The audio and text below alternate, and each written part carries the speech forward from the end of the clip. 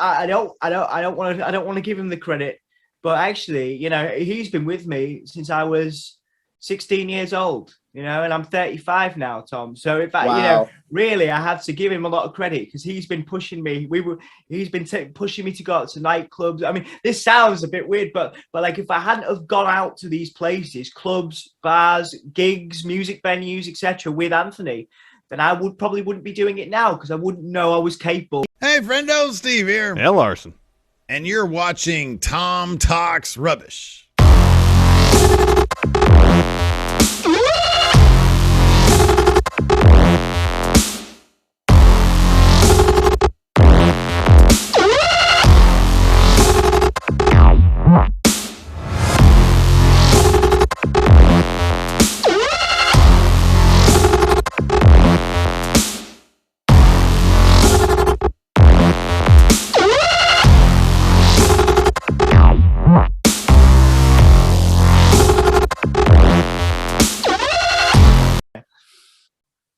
What's going on, guys? It's your boy, Tom Talks Rubbish, and today I'm back with another interview. Yes, it's a bit dark in here, but I'm going to be honest, it's a daytime interview, and this is what we have to live with. Today, I'm joined once again by Dom from Give Me a Whole Year. It's beautiful. I feel honoured. I get a second chance on Tom Talks Rubbish. The world famous wrestling interview channel. You've had the Cultaholic guys, you've had the Wrestle Talk guys, and now you want the Give Me a Whole Year lads. And I feel honoured. I feel honoured you now doing stuff with Fightful as well. I feel proud. I feel proud and privileged and honoured to be in your presence again, Tom. You are smashing it, mate, and congratulations on all of your success as well. We were just talking about this off camera, but I'll say it again. You, Anthony, and everyone involved with Give Me a Whole Year has been so helpful with giving me ideas on how to book interviews and stuff like that. So it's definitely not me. Like, there's definitely been people backing me up. I'll put it that way. That's cool, man. I mean, we spend a lot of time, like sort of, I mentioned to you as well, like previously, like Soundsphere's whole mission statement was always to support emerging talent and to create opportunities for emerging talent. And sometimes when you sort of saying that stuff out in the wild, out in the real world, you sort of wonder if you're tooting your own horn a little bit. Am I actually making a difference? Am I actually doing something good for the community or for journalism or for whatever? And I think that you saying that it really warms my heart, not to sound too cheesy, as we get to the Christmas period. I know that this won't be going out till next year, but as we get to the festive period when this is being recorded, I really appreciate stuff like that. Anthony, Anthony, he can be a bit of a expletive sometimes. I haven't seen his interview. I'm quite nervous to see his interview. No, but, he was a good boy. He was good. Yeah, he has a good heart. He has a good heart. Beneath all of the expletive, he is a good lad. So I'm sure he appreciates your comments as well. As I say, I don't know where my channel would be without a select group of people, and you guys are definitely one of two of them, should I say?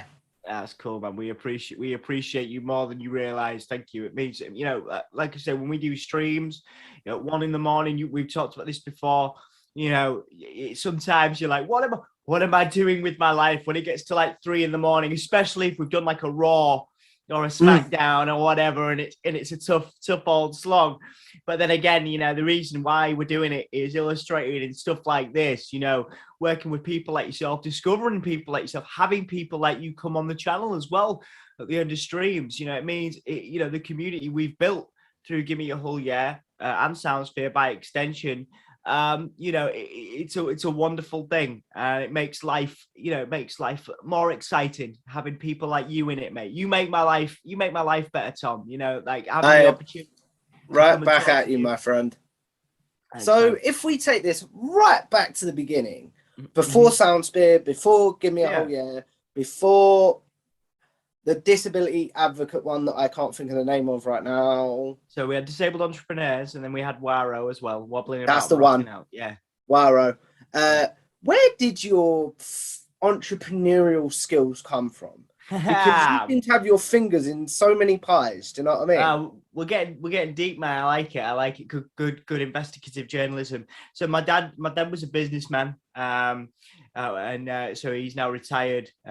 He spends his days rallying around mountains. He's a racing fanatic. My brother's a professional racing driver, and has raced. He was like world go-karting champion in '94 and stuff like that. And my dad also is a keen rally driver, so that's what he does now in his retirement. But before that, he was in the caravan industry, like motorhomes, stuff like that. Yeah. And he built a business from the ground up, and he always taught me to sort of be, to sort of create my own opportunities when people don't, because he came from nothing. Do you know what I mean? Like, and definitely. he always said, keep, create your own opportunities, build your own things, come up with ideas, always create opportunities for yourself and also other people where possible.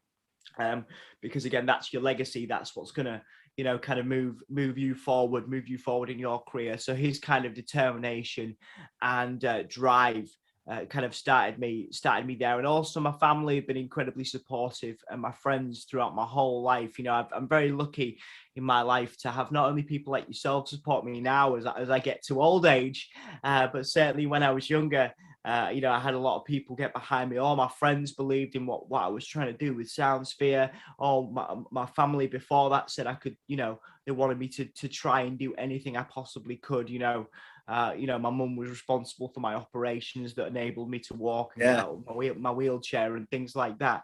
They really pushed me to do things, and obviously been able to travel the world, etc. But it wouldn't have happened, Tom, in the same way that none of the stuff that I'm doing now, can go without mentioning how lucky I was with my friends and my family and the people that support me, my partner as well, Emma, and then people like yourself as well now. But then, then it was my family, my friends. They got behind me. They pushed me to do everything I wanted. When I moved to America to go and study at Keene State College in New Hampshire, there was a lot of back push or pushback rather against me doing that, because they were this was like, early 2000s, They were like, oh, we're not sure you could do it. Could you climb the stairs? All this other stuff. Oh yeah. And all this other stuff. So I had to fight for that, and I wouldn't have fought for that if my parents and family and friends hadn't said, you can do it. And that attitude, going back to your question, that attitude has stayed with me my entire life. Even if something's difficult, that we can try and make it happen. There's usually a workaround, and so that's been my attitude in business. Like, if something doesn't work first time around, we'll figure out a way to make it work. Another time, we'll find opportunities, we'll create opportunities, and we'll build something cool that has a lasting impact.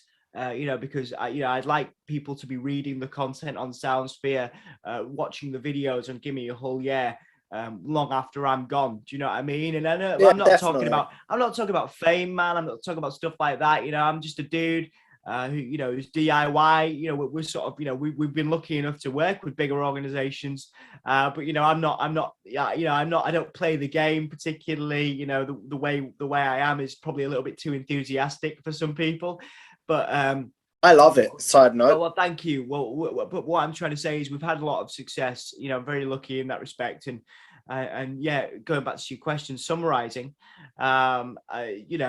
it's because of the people that have been behind me, not only now, like yourself, Emma, Anthony. I've got to give him credit, even though I don't want to, But do we have to? Those people now, but Anthony's been behind my back. Like, I don't want to give him the credit, but actually, he's been with me since I was 16 years old, and I'm 35 now, Tom. So in fact, really, I have to give him a lot of credit, because he's been pushing me.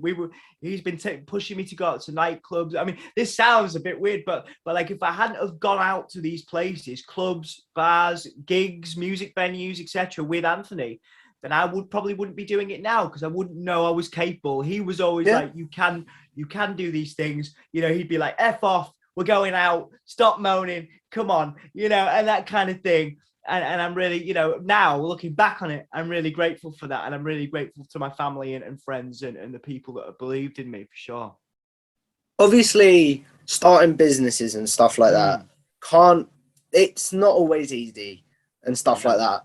And I don't want to put it like this, but like compounded with your medical needs as well. On the days that stuff gets bad, what do you do to get yourself out of that hole and remind yourself that this is good, sort of thing, if that makes any sense? No, it is absolutely. So I'm pushing myself in new ways all the time. I didn't want to, as great as Soundsphere has been to me over the years, you know, we've done some amazing things, you know, over the recent years. I've pushed myself out of my comfort zone. I went to America and worked for, I got a gig through Soundsphere where I was working for MIT. I don't know if I think I mentioned it in the last interview. I'm quite proud of that one, going over to Boston, Massachusetts, and being able to work for one of the biggest universities in the world. And then also when I came back to the country, because I'm only allowed to work in America, I'm not allowed to study.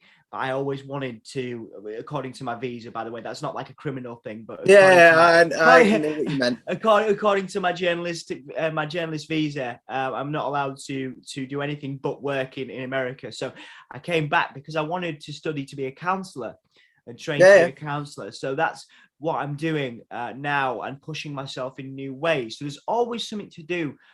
Tom, there's always something new to do. You know, as I get older, I recognize that, you know, you've got to keep your brain active. You've got to keep your more importantly for me and you know, keeping our body moving, keeping our brains active, keeping, you know, thinking of new things to do. And so that for me, going back to your question again, it's about constantly just trying to create things, you know, to do again, stuff that you're passionate about. So again, I'm always studying, I'm always reading, I'm always doing courses now to work on myself. And I think that's the key, you know, not to dismiss the question.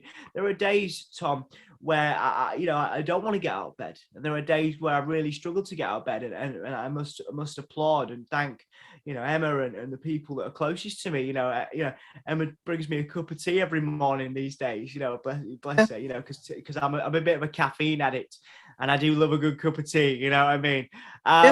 But you know, there are days, and I used to gloss over this. I used to, in interviews, when people would speak to me about, because obviously I was one of the 100 happiest people in the country in 2012, the Independent on Sunday. Seriously?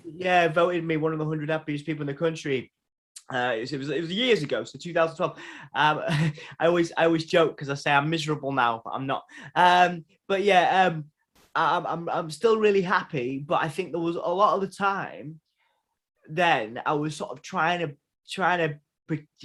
not pretend, but like, you know, like when people expect you to be enthusiastic, you know, because I know exactly what you mean. Talks about the enthusiasm. So what I would do when people ask me questions about my personal life, I would even in interviews, I would direct it back to the interviewer, which is obviously, you know, obviously as a training therapist, I'm aware of all this stuff now that I used to do. But I would be like, oh, so what would you do on a bad day immediately? And then of course, for the spirit of conversation, somebody would, you know, like you would carry on and take that pressure away from me. But now I try and talk about it more. Like I've suffered a lot with, you know, I've got ADHD. I've got an ADHD diagnosis in the last 4 months. So since we last spoke, I think I've got an ADHD Seriously?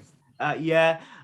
You know, I've suffered with sort of addiction, you know, sort of addictive personality issues. I've got my sort of issues with that I've had to really struggle with, just because, you know, it was sort of working. You know, I've had to maintain and motivate myself for a long time, for, you know, over a decade, and there's nobody keeping me in check, Tom. Really, you know what I mean? Yeah.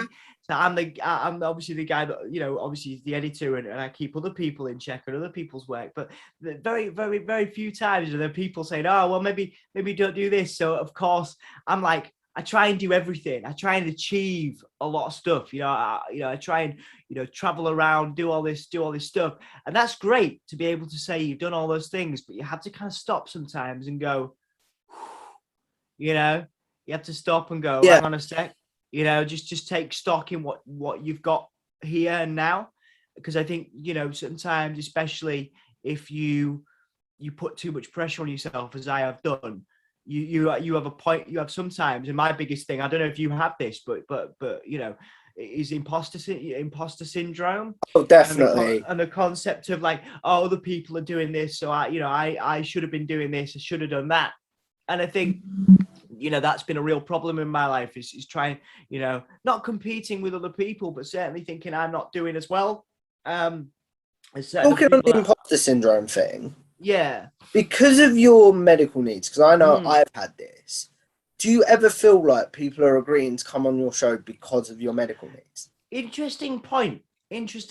Yes, I do. But so sometimes, so let me sort of phrase this. Okay, so the big, going back to your business question, I acknowledge that, especially in the early 2000s, well, sorry, yeah, mid 2000s, early 2000s, there was a lot of, you know, I acknowledge that I acknowledge that SoundSphere probably wouldn't exist today if it wasn't for those funding applications and those meetings that I had where people went, oh, this guy's young, because remember at the time I was in my early 20s, and he's got a disability.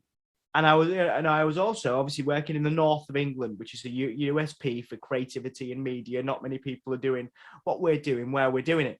So I think that the disability did actually help in a lot of ways. And I think, you know, in your case, I think it helps because from a business perspective, and we might differ on this, and I'm aware of this, but try to hear me out here. Yeah. You are a different YouTuber. You are a different YouTuber, and not because of your disability, but your enthusiasm coupled with your disability, the fact you are learning, the fact you are growing. People want to be a part of that, man. People want to be a part of your growth. I want to be a part of it. This is why we're doing a second interview, man. Yeah. Like you know, I'm not entirely sure people want to see 2 interviews with me, but if you do, I've had a lot of like, I can't wait for this one. Well, comments. that's cool. You see, well, that's it. You know, the thing is, and that's lovely to hear from me. But you are growing, you are developing, and yes, because of your difference, because of your disability, people are going to pay more attention to you, and people are going to help you. There are a lot of people. If you look at, you know, the interviews you've had, those people don't do public interviews very much.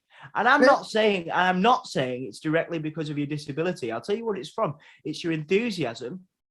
And the fact that you ask good questions, and the fact that you're a talented emerging journalist, but your USP, where and remember, because you don't just do wrestling interviews on your channel, you're talking about what it's like as a person with disability to move out, or what it's like, you know, to be a carer, things like that, stuff that's relevant to people with disabilities and difference. So do I think, in summary, that your channel is as successful as it is because of your disability? No. Do I think it helps?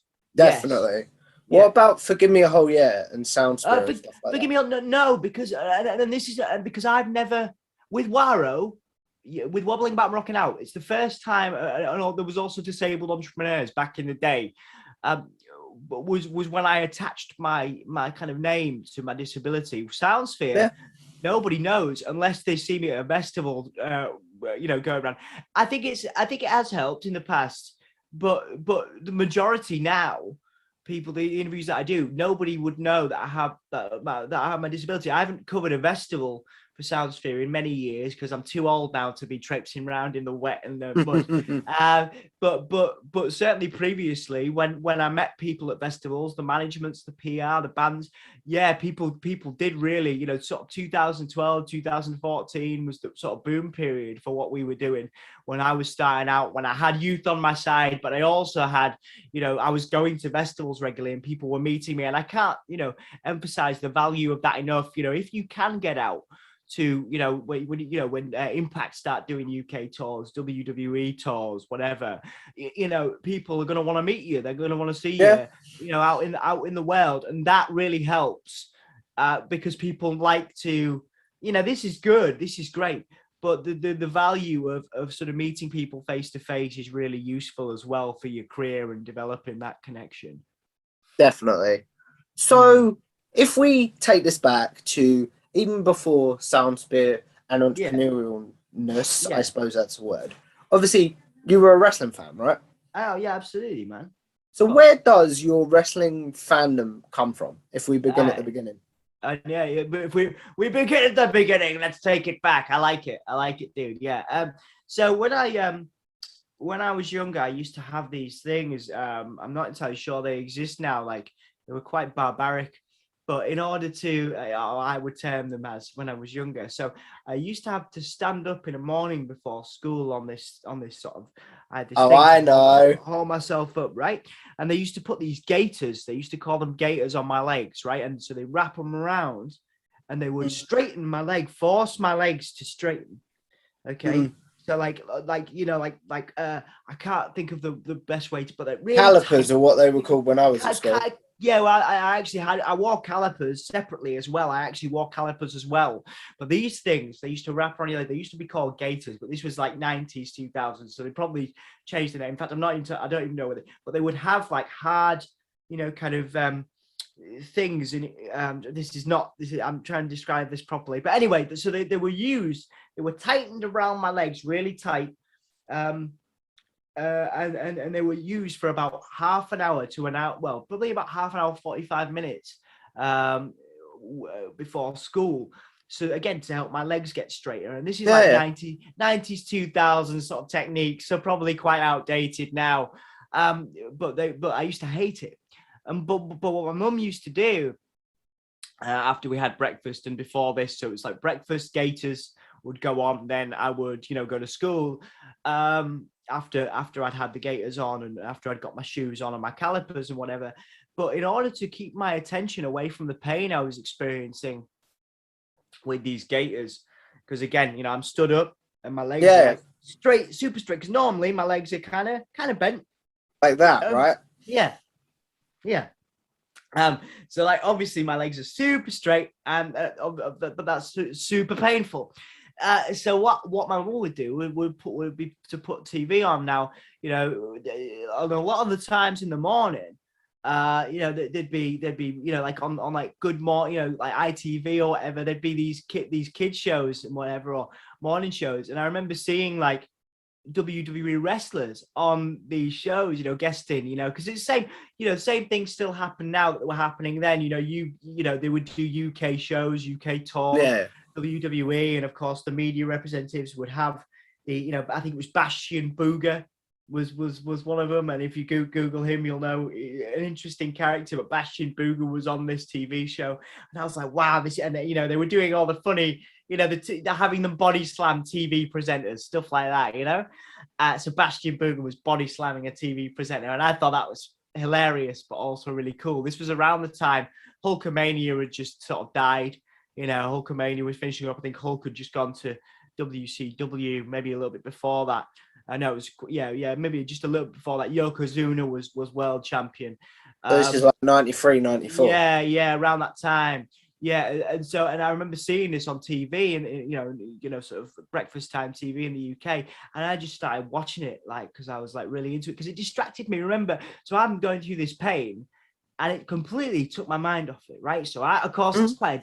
In fact, there's probably something deep to look into there at some point, because that distracted me, and that basically I've used wrestling in the same way for 30 years as a distraction from stress, from anxiety.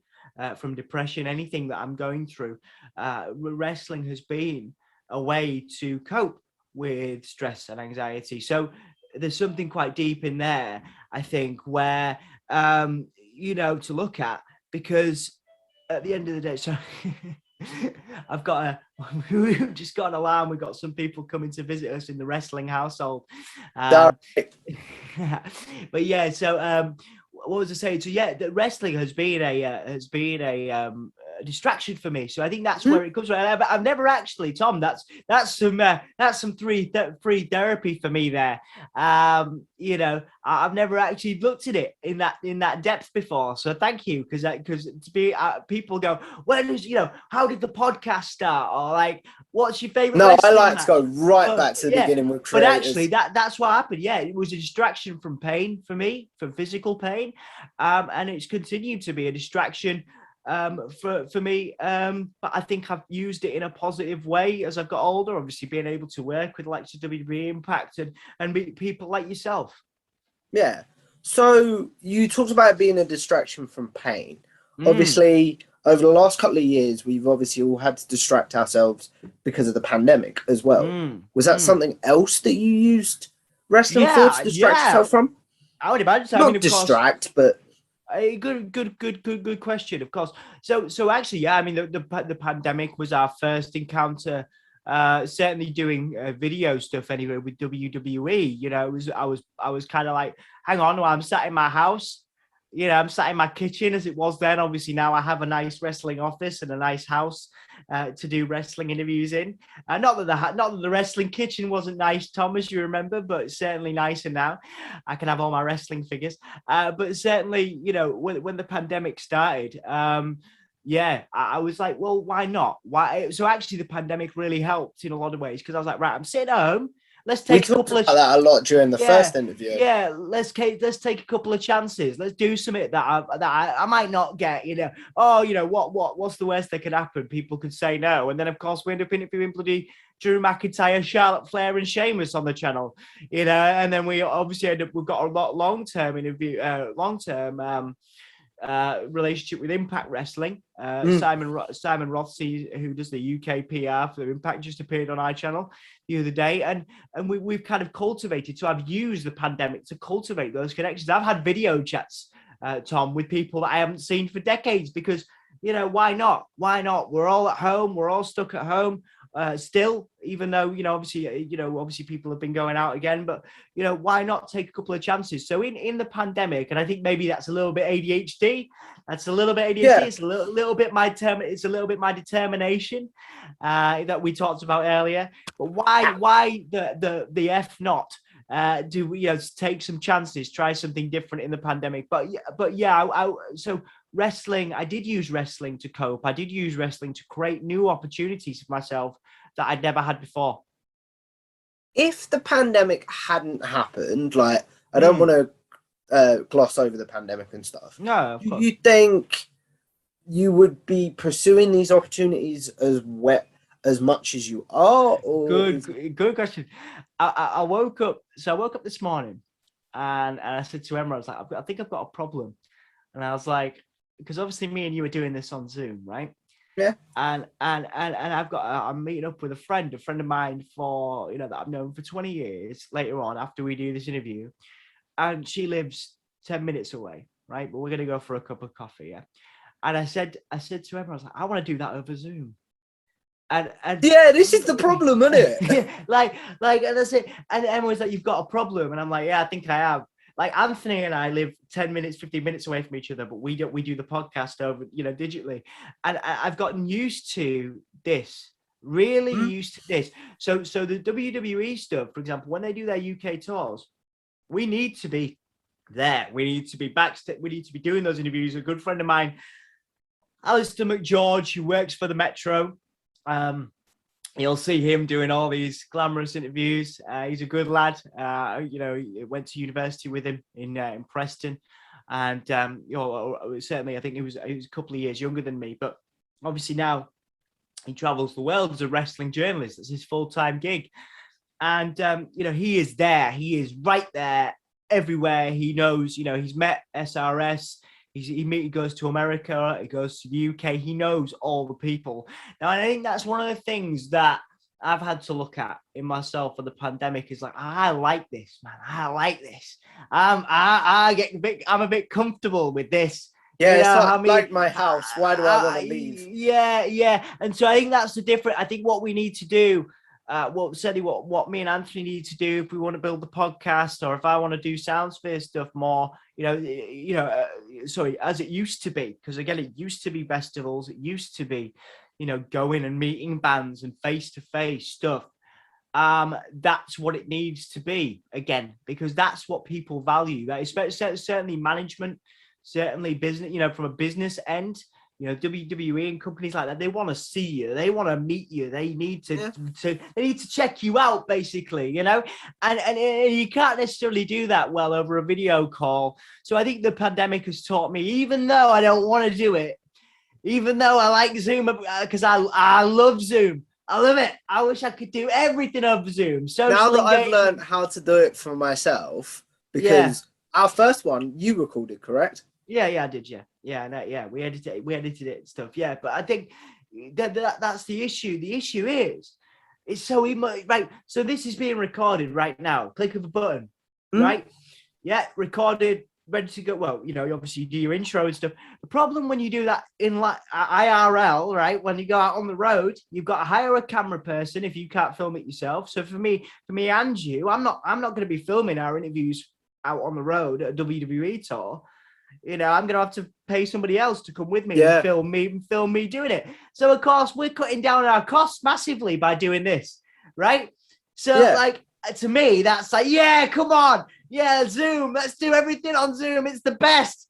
Zoom all the way, But I think that what you and I both need to realize is that, well, certainly you don't need to, but certainly I've realized is that the companies and businesses and big brands, they value that face-to-face connection. Yeah. And I think that that's something that we need to, or I need to push myself to do more of, because this has become, and I've realized this over the pandemic, Tom, this has become my comfort zone. Sitting here, I could have a brew. You know what, man? I could be stark bollock naked right now below the belt. Yeah, exactly. I'm not, but I could be. And I've gotten very comfortable with that. I've got very comfortable with sort of, I roll, you roll out of bed, you roll into your office, you crack your laptop out, Zoom, how you doing, mate? Everything okay? Right? Good. Whereas, like, if we were doing a WWE interview, usually they're in Manchester or London. So for us, Manchester's a 2-hour drive, London's 4. So like that's travel, that's time, energy. You've got to drive. I hate the rain. I hate driving. My dad's like I said, my dad and my brother, professional racing drivers. I hate driving. I'm not very good at it. So I don't like driving unless I have to. And so it's time and effort and energy. But if I can be like, and this is it, like if I'm like, hey mate, can I? So that's my proper Hull accent coming out there. Yeah. Can we do it over Zoom? Of course, that's easier. But I think that there's something to be said for, the way the world works. Pushing yourself out of that comfort zone and going to meet people, because you can have wonderful experiences by doing that. I mean, even, going back to some of our earlier conversations today, if I hadn't gone to America, I probably would never have left the country. That was my first trip out of the country on my own, and it changed my whole life and made me realize I could do it. And I didn't want to do that, but I pushed myself to do it. And here, and here we are. So I think that even the value in real life, the value of pushing yourself out of your comfort zone far outweighs the value of sitting on your ass naked, or at least half naked on Zoom. But I mean, it's not for everybody, because again, we've got to talk about accessibility. So I think Zoom has made it hugely. That's kind of my real talk. Kind of media industry. Kind of like people need to go out and do things, stuff if they can. Right, if they can, absolutely. But if you are confined to your house, and there are plenty of journalists that I know that are, and I think that I've spent 10-15 minutes talking up the idea of pushing yourself out of your comfort zone and going and meeting people face to face. Absolutely, yes, if you can. But if you can't, Zoom is a viable alternative. If you say to somebody, and I think it's down to being honest, because people will want to meet you, people will want you to go out and go to shows and do interviews that way.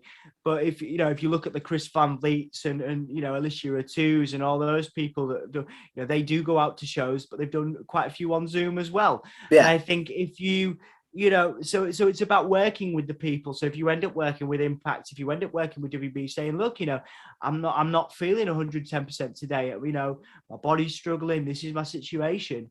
Can we do this over Zoom? And you know what? The majority of professionals, media professionals, will understand that. So if you cannot go out and you cannot get out because of your physical / mental health, whatever, no problem.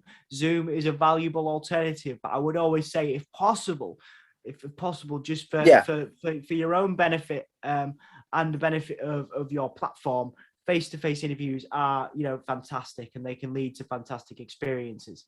I mean, for me, I'd love to do more in-person stuff, but where I'm situated is very small. It's a very small town. Do you know what I mean? Mm-hmm. And traveling and stuff. And I probably have, similar to yourself, just got into the habit now of, I want to interview someone. I'll send them a Zoom link. Do you know what I mean? Yeah. Oh yeah, man. It's so easy, isn't it? I love it. Exactly. I nearly got. I was getting real stressed because Emma was like, you can't have a Zoom with your friend who you've known for 20 years that wants to go for a coffee with you that lives 5 minutes down the road. I was like, why can't I? But no, You've it's brought fine. up Emma a few times. I have, yeah. And if you're Absolutely. not comfortable asking this, now go for it. Go on. answering this, like Go for it. I can edit it out, like Go for it. whatever. Where do you think you'd be in life if you hadn't met her? And then same with Anthony. That's a really interesting question. I love your questions, mate. Very deep. So Emma and I were actually friends for 14 plus years before we got together. Emma used to live in Spain with her ex-partner, who she's got 2 lovely boys with. And then I was living in America. Obviously, I went to do the MIT gig that I told you about, and I came back to do my counselling training. And it coincided with Emma deciding that she didn't want to live in Spain anymore and live in that situation anymore. We went to a club. Shout out to Spiders nightclub in Hull. I was kind of looking, just kind of looking to kind of get through. I'd been through quite a stressful situation, personally, professionally, obviously coming back from America, but there was also a whole situation in Hawaii, which I'll talk to you about off camera at some time. Okay. But yeah, there was a whole thing. And I was pretty stressed out. So I went to Spiders for just catch up with some old friends that I hadn't seen. And Emma was doing the same thing with her friends. And we just kind of was like, and she was super excited to see me after I must have been, I can't even remember, we'd known each other for 14 plus years, but we'd only seen each other sparingly because obviously she was living in Spain, maybe, every 2 or 3 or 4 years. And then we just kind of hit it off again and like kind of connected. And she'd always kind of had a thing for me, and I'd kind of had the same, but obviously the stars didn't align. And then it worked out, and obviously now we live together, and obviously she's got 2, like I said, 2 lovely boys. They're fantastic. We've got our dog, Lucius. We've got our tortoise, the Fiend, which I named, of course. Of course you did. Yeah. And we've got, like I say, we can get on really well with Steve, her ex-partner. He's a good friend of the family as well. So, we've all been looking after each other over the pandemic, and going to Anthony, Anthony, talking about Spiders, and the club stuff, that was, my first encounter of going out, my first time I ever went out, talking about going to America. Before all that, the first time I ever went out anywhere was this club that I re-met Emma in, nearly 20 years after I first started going.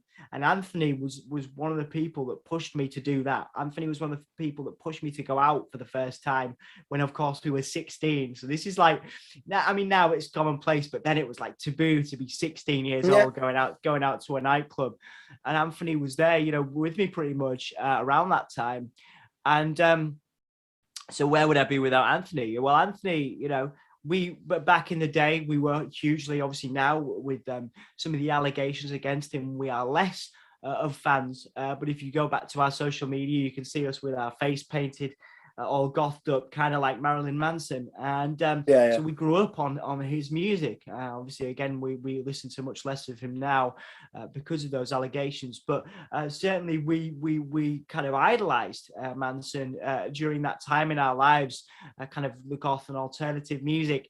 And so certainly, Anthony was instrumental in me kind of having the confidence to do that, to get painted up, to wear the clothes that I still wear now because I'm still a massive goth, and do that and really push me out of my comfort zone, push me to meet girls and push me to meet friends and and go to gigs. My first ever live gig was with Anthony.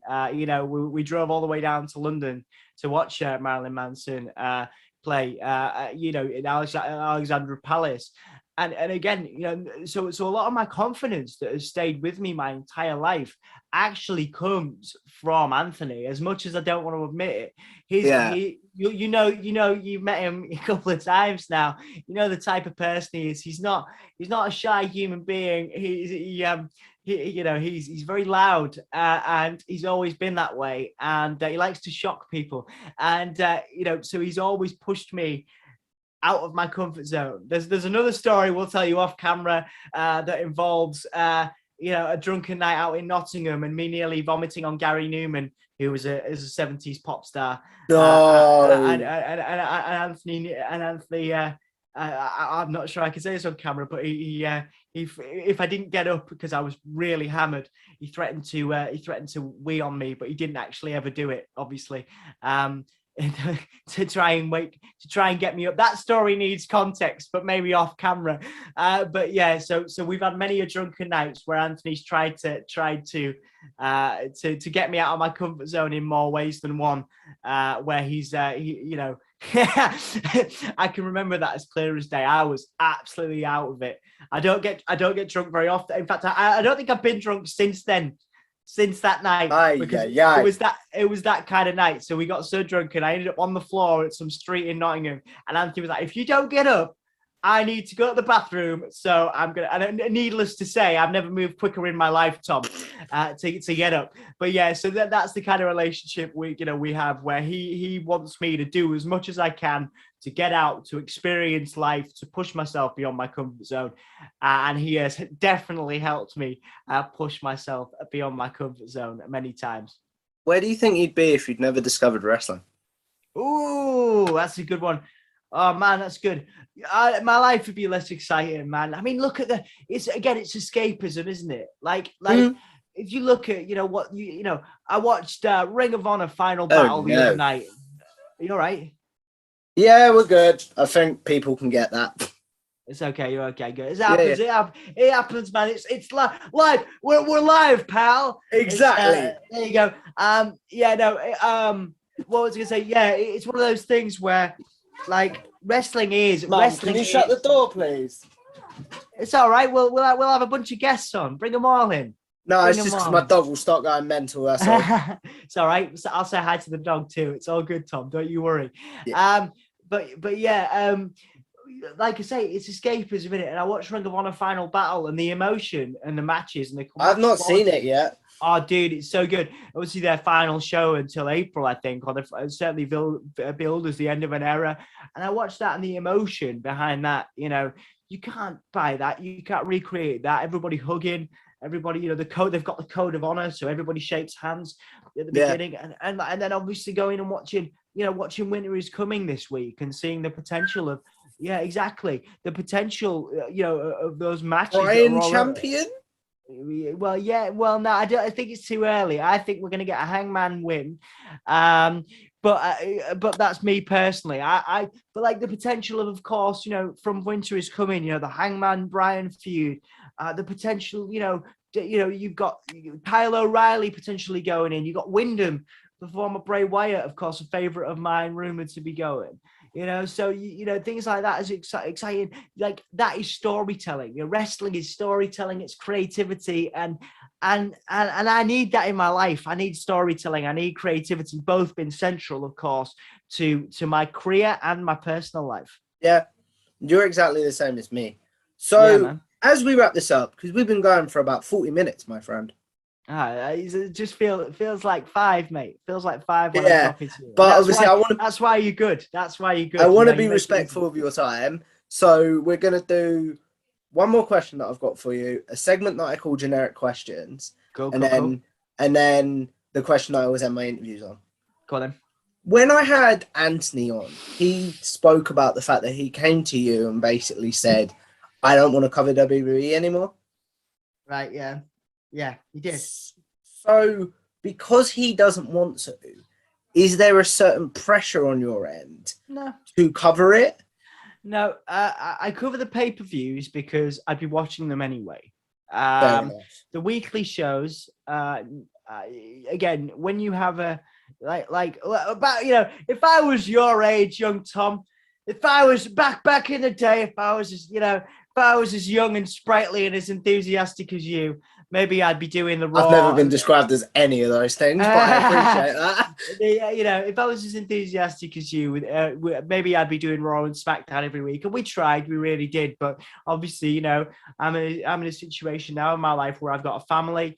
I've got other work commitments. Obviously, Soundsphere takes up a lot of my time. Wobbling about rocking out takes a lot of my time. My counseling training, of course, takes up a lot of my time. So there's not a lot a lot of ways I can justify 4 a.m. finishes on a Monday, on a Wednesday, and on a Friday, these days. So I pick one during the week, and it's usually Dynamite because it's the best wrestling show out there right now.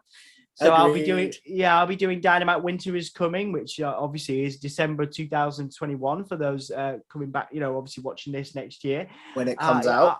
When it comes out, I'll be doing that. I'll be doing that on Wednesday because I'm enthusiastic about that. I did Ring of Honor on Saturday, and that finished at 5 a.m. But that was a wonderful show. And with the indie shows, and you'll notice this, the indie shows tend to get so many more views. Our Raw, SmackDowns, 200-300 max. The Ring of Honor show, over 1,000, 40 people in regularly talking about Ring of Honor. And occasionally we'll have lightning in a bottle, and a SummerSlam will do, 5,000 views or whatever, which we've had before.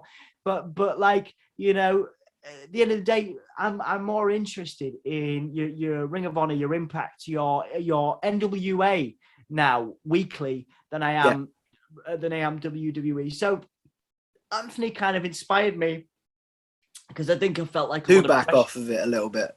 Yeah, I think so. Just for my physical and mental health as well. When you're doing 4 hours a night sleep, I did that for a decade. While I was building my business. And, fine when you're a certain time in your life, but I tell you what, man, it doesn't have to start beating you up when you're in your 30s, them 4 hours sleeping nights. So yeah, I would recommend if you are younger and you're starting a wrestling podcast, absolutely do the weekly shows, because if you can afford to, and if you've got the time, because there's not many people doing them anymore. Because most people have given up on the weekly shows. So it would make you different. If you were brave enough to do Raw and you were brave enough to do SmackDown, it would be cool because people don't do them anymore. But, from a podcasting perspective, but in terms of what's great in wrestling right now, I mean, like I say, Dynamite is great every week. I love Dynamite. You love Dynamite. We all love Dynamite.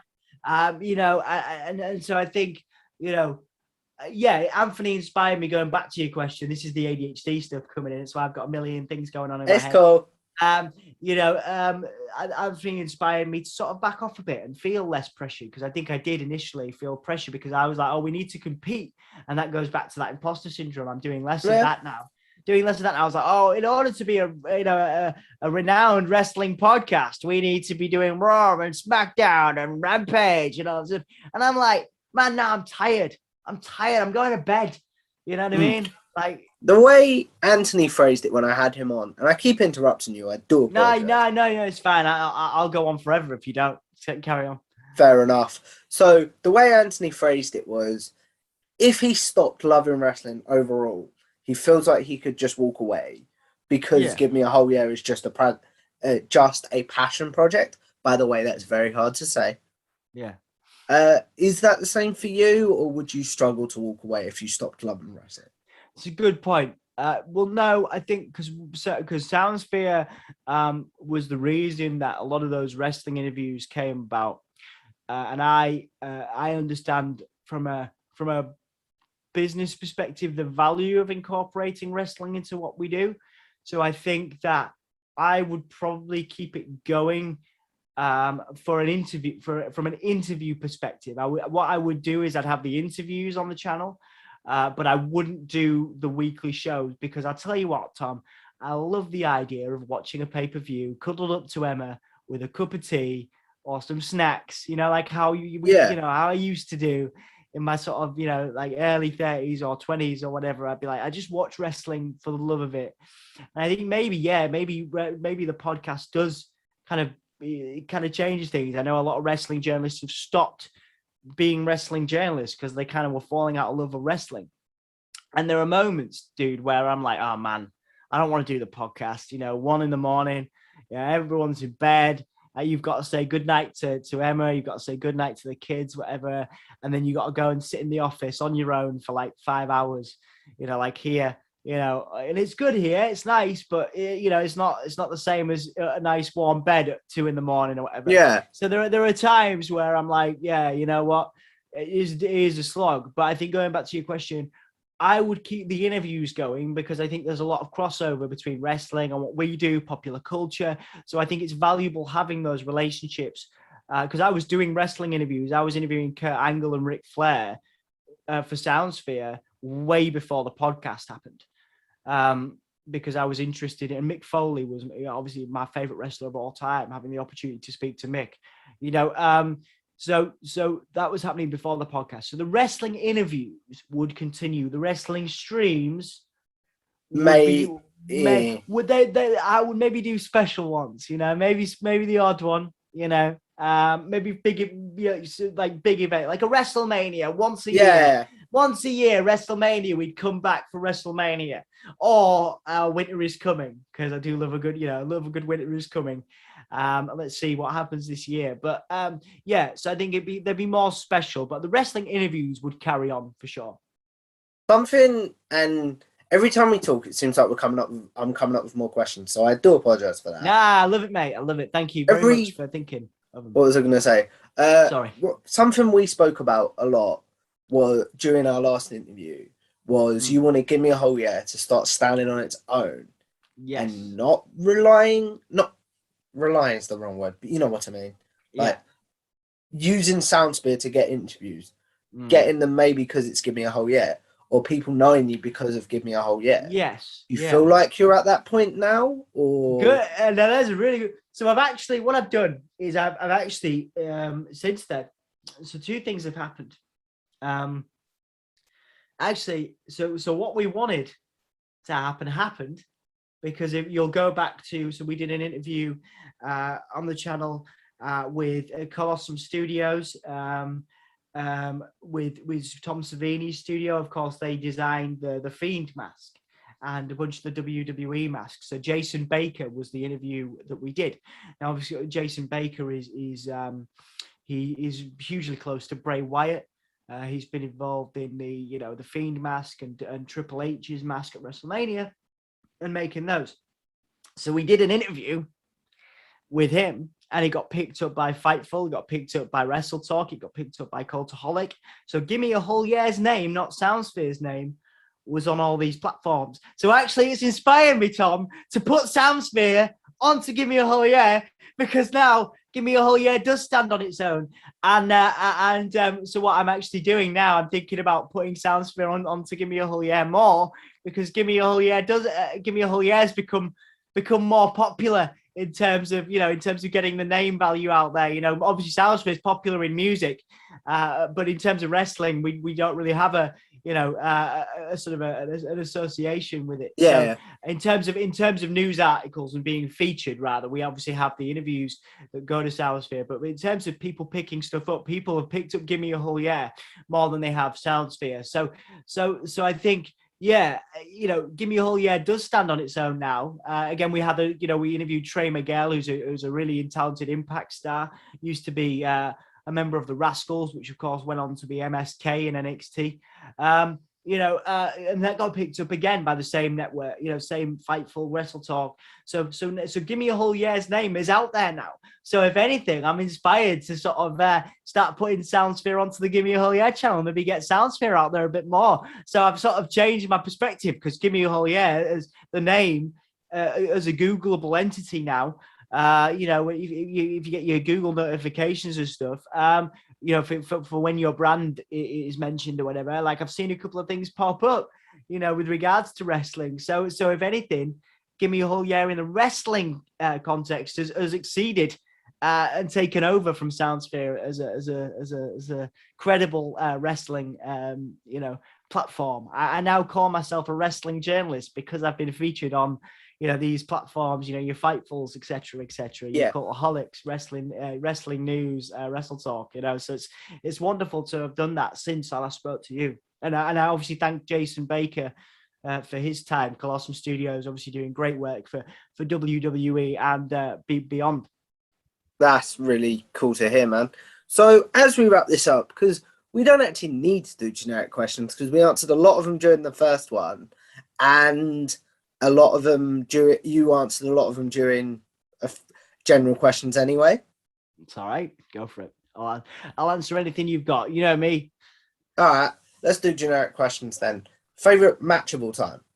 Match of all time. Oh, has it changed since we last did this? Interesting. Now I'm gonna go. I'll be interesting actually because I've obviously watched our interview back a little bit, but I need to go back and watch some of my answers. Dead Mankind. To see if they've. So okay, it's still going to be a big Mick Foley match. Cactus Jack and Triple H. Royal Rumble. I don't want to start tapping. 2000. 2000. It was like Extreme Rules. What will be now, but it was like a hardcore match then, and Cactus it was his retirement match. If he lost, he had to retire. Or if he won the title. That's the No Way Out one. The Hell in a Cell. No Way Out. No. This is a different one. The one the month before you're talking about. Yeah, that one. Yeah, with the thumbtacks. Yeah. Yeah. That one. Yeah. Great. Favorite pay-per-view of all time?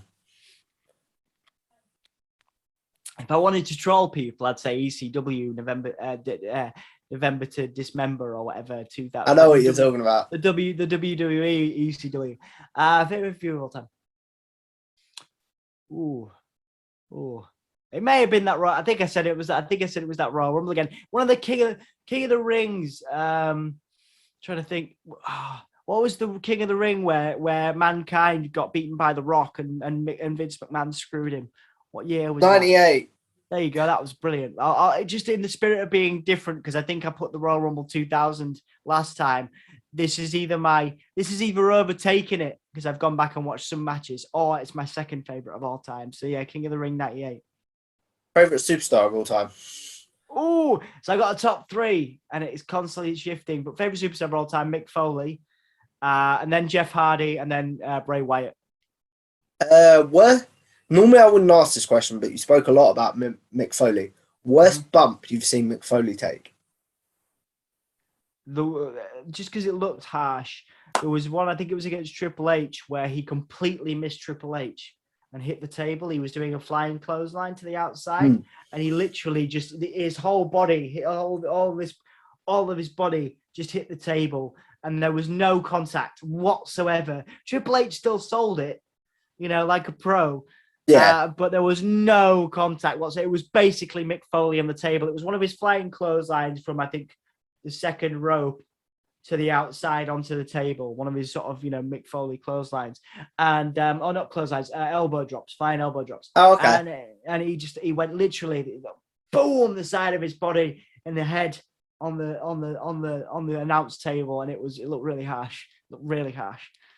Favorite superstar currently? Well, Bray's not in active competition, is he? So, favorite superstar on a roster, Darby Allin, maybe Darby, and it would have been Jeff until recently. So hopefully by now we will know a bit more on the Jeff situation. Yeah. Well, I watched the Twitch stream. It's on the result is on Matt Hardy's channel right now. For anybody interested in, at the time, going back to research during sort of December, obviously when he's just been released, Matt went on Twitch last night and basically clarified a lot. There was a lot of, it seems like there was a lot of overreaction on WWE's part, but you can go back to Matt Hardy's channel and sort of see his account certainly from last night, from the Twitch stream they did last night. So there's certainly an overreaction there. So fingers crossed that Jeff is doing well, and fingers crossed that by the time this goes out, he's either back in active competition, but I know he's doing some live music. Doing some meet and greets. I saw this morning as well. Yeah, so there you go. So fingers crossed for him. Hope he's okay. And then the question that I'll end on for you for generic questions is, with all of your businesses, entrepreneurial stuff, what is the thing that you are most proud of? Is it Soundspear, Give Me a Whole Year, your disability work? What is it, Interesting. basically? I'm proud of it all in different ways. I think Soundspheres led me to some stuff that I never thought was possible. Obviously, like I carried the Paralympic flame for York in 2012, through off the back of my sort of entrepreneurial work for Soundsphere. I obviously got an award for entrepreneurial excellence from the National Diversity Awards, again through that. Obviously the 100 happiest people stuff was crazy. Soundsphere's consistently voted as from a feed spot, the RSS feeds and stuff. I think it's FeedSpot Daily. We're consistently voted like the top alternative music blog, what website in the UK, which is cool, from FeedSpot Daily. So we have that like every year or every couple of years, which is lovely. I think in terms of success, as we define it, Soundsphere, I think the stuff I'm enjoying the most is the disability stuff, the WARO stuff, wobbling about, rocking out. I'm going to be doing some consultancy work for venues and spaces on, because obviously I'm a touring musician as well. I've obviously been able to tour Europe and Asia with my band. So I know what it's like to crawl on stages and off stages and not have accessible spaces. So that's one of the things I'm looking forward to doing, is looking at accessibility for venues and doing some consultancy work there. That's something I've never done. Again, hugely out of my comfort zone, and a way that I'm pushing myself out of my comfort zone now in 2021/22. So I think the disability stuff is what I'm the most proud of. But there's other things as well, like little things like, do you remember the band Wheatus? They're probably a little bit. They did Teenage Dirtbag.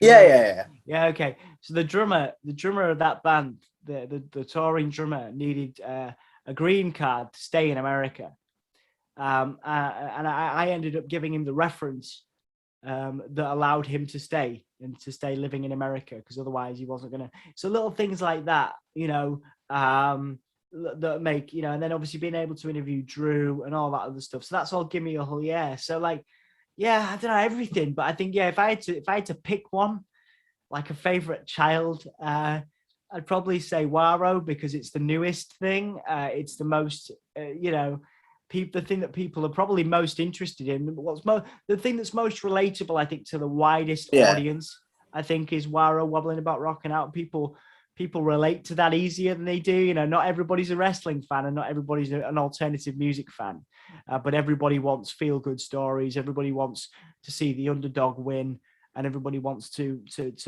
fight for something they believe in. And those are all things that we're trying to do with WARO, wobbling about, rocking out. To be honest, man, I think that's a beautiful way to end it. But before we do, the question I always end on now is, with YouTube, with podcasting, with entertainment in general, we're all sort of going to live forever in some sort of way. Interesting point, yeah. So what is the one video or podcast, or maybe even article in your case, that you're like, don't go back and watch that, I've grown a lot since then? And then what is one that you're like, I'm really proud of that, if you want to know my body of work, go check that out? Well, I'd like to first promote this. There's a channel called Tom Talks Wrestling. Tom Talks Rubbish, rather. Tom Talks Rubbish. At least get it right. Yeah, exactly. Where obviously we've had a couple of really in-depth interviews. This is probably the most in-depth I've ever sort of spoken about, physical and mental health on a platform. I think there's so I think if anybody wants to come back and after I'm gone, and listen to me ramble on with you about wrestling, I'd be perfectly fine with that. Talking rubbish and wrestling with Tom Talks Rubbish. Yeah. That'd be, so I think that's what I want people to go back to. I don't know, man. I'm there's some that I'm like, I go back, I'm like, oh, as if, but I don't know. Yeah, it shows my growth, right? Of course. Yeah. Remember, I'm training to be a therapist, so I'm all about growth and development. Oh, definitely. I'm all about growth and development, and not necessarily shying away from your mistakes and things you've done in the past you're not necessarily proud of. So I think all of it shows growth. Some of them are more entertaining. There's an interview. There is a video. There's a predictions punishment video I did on the channel where Anthony makes me do a cinnamon challenge. Which is your stuff. I've seen this. Yeah, and I can't even think about it now without getting a bit queasy.